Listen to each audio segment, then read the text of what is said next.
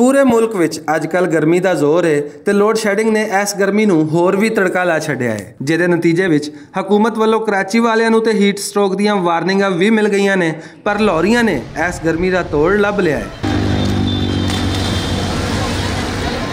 लाहौर दे विचों विच लंघदी नहर गर्मी ते लोड शेडिंग दे सताए लाहौरियां वास्ते किसी नेमत तो घट नहीं। लोग रोज़े की हालत में जदों कड़ाके की गर्मी विच लोड शेडिंग के हथों परेशान हो जाते हैं तो अपने बच्चों को लैके नहर के ठंडे पानी विच छाला मार के गर्मी का जोर तोड़ लेंदे ने। सर रोज़ा रखा, गर्मी बड़ी है, बत्ती आती है जाती है, बिजली की वजह तो सारे लोग इत्थे परेशानी की वजह तो बत्ती घंटा आंधी घंटा इन्होंने कहा रोज़ा बत्ती नहीं जाएगी, मगर इन्हों की रूटीन उही है, रोज़ियां दे विच भी उही है, बत्ती जान डी आन डी लोग इत्थे नहर ते नहान ते होर की करन जनाब। गर्मी बहुत ज़्यादा लग रही है, ਇਹਦੇ ਨਾਲ ਸਾਨੂੰ ਜਿਹੜਾ ਨਾ ਬੜਾ ਸਬਰ ਹਾਸਲ ਹੋਇਆ, ਇਸ ਵਾਸਤੇ ਅਸੀਂ ਨਹਾ ਰਹੇ ਹਾਂ ਤੇ ਬੜਾ ਸਕੂਨ ਆ ਰਿਹਾ। ਠੀਕ ਹੈ, ਦਿਹਾੜੀ ਸਾਡੀ ਆਰਾਮ ਨਾਲ ਗੁਜ਼ਰ ਜਾਏਗੀ। ਇਸ ਟਾਈਮ ਰੋਜ਼ਾ ਰੱਖਿਆ ਅਲਹਮਦੁਲਿਲਾ, ਸਾਰੇ ਰੋਜ਼ੇ ਰੱਖੇ ਨੇ, ਇੱਕ ਵੀ ਨਹੀਂ ਛੱਡਿਆ ਤੇ ਇਨਸ਼ਾਅੱਲਾ ਦੁਆ ਕਰੋ ਸਾਰੇ ਰੱਖੀਏ।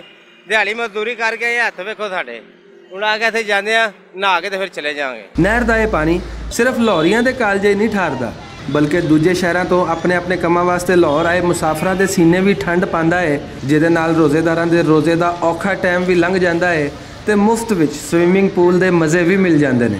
इत्थे माहौल बहुत अच्छा है, बाकी गंद बहुत लाहौर वाले फेंक रहे हैं। ठीक है, असीं नंगल शरीफ तो तशरीफ लैके आए हैं तो माशाल्लाह तुसीं अपील की जाती है हमारी कि गंदा पानी है तो साफ होना चाहिए। नहर का पानी तो ठंडा है, पर इहदे विच सुटिया जाण वाला कूड़ा जदों पानी दीयां लहरां उत्ते तरदा नज़र आंदा है तो उदों रूह खट्टा जरूर होंदा है।